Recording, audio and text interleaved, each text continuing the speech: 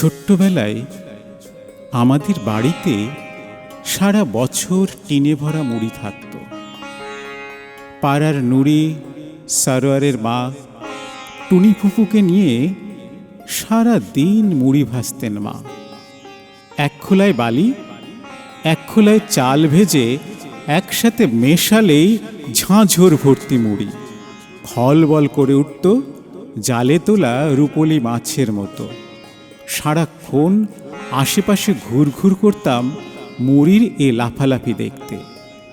সেদিন মেরে ফেললেও আমরা ভাই বোনেরা ভাত ছুতাম না। শীত এলে বাড়িতে প্রায় দিনই তৈরি হতো রসে ভেজানো চিতই, পায়েস কিংবা ভাপা পিঠা।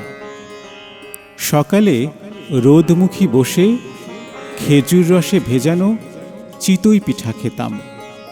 কখনো মুড়ি নিয়ে মাদুর পেতে পড়তে বসতাম সকালের রোদে পুকুর পাড়ে। কোনো উৎসবে সারা রাত জেগে তৈরি হতো নকশা কাটা নারকেলের পিঠা। বৈশাখ জ্যৈষ্ঠ মাসে কাঁঠাল পাকলে মা ভাজতেন ঘিওর ধানের খই। থালা ভর্তি খই আর রস খাজা কাঁঠাল বেশ মনে পড়ে। বাবার খুব প্রিয় ছিল রাতে রেঁধে রাখা শোল, বোয়াল, ট্যাংরা কিংবা পাবদা মাছের সরপরা তরকারি। মিষ্টি খাওয়া নিষেধ ছিল আমার মায়ের, তবুও অতি উৎসাহ নিয়ে প্রতিদিনই রাঁধতেন পিঠা পায়েস। বলতেন, সবাই হৈ হুল্লোড় করে খায়, এতেই আমার আনন্দ।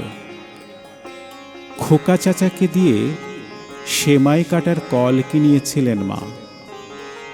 ঈদে, চাঁদে, শবে বরাতে পুরো গ্রাম যেন ভেঙে পড়ত বাড়িতে। আমাদের শোবার চৌকিতে মেশিন ফিট করে সারা দিন চলত সেমাই কাটার উৎসব। এভাবে মানুষের মুখে মুখে ছড়িয়ে পড়েছিল পিঠা বাড়ি নামটি।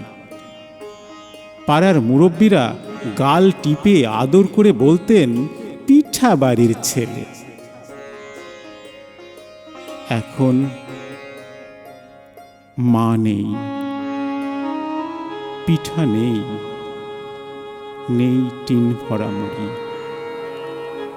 এখন মুড়ির নামে রাস্তার মোড় থেকে 2 টাকার ঝাল মুড়ি কিনে খায়। পিঠার নামে ফুটপাত থেকে কিনে খায় ভাপা পিঠা।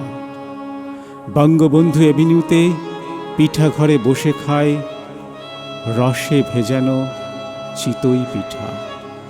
শীতের কুয়াশা নেমে এলে নগরের গলির মুখে মুখে উনুন জেলে পিঠা তৈরি করে যুবুথুবু বুড়ি।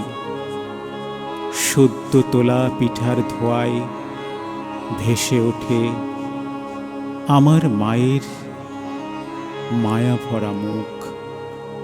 মা যেন ডেকে বলছেন, আয় খোকা, গরম গরম খেয়ে নে, জুড়ালে স্বাদ পাবি নে। আমার সামনে বসে 2 খানা খা বাপ, আমি দেখি। কুয়াশা কেটে যায়, স্বপ্নের মতো হারিয়ে যায় মোড়ের উনুনের আগুন। পিঠা বুড়ি শুধু রয়ে যায় আমার মায়ের বিস্মৃত স্মৃতি।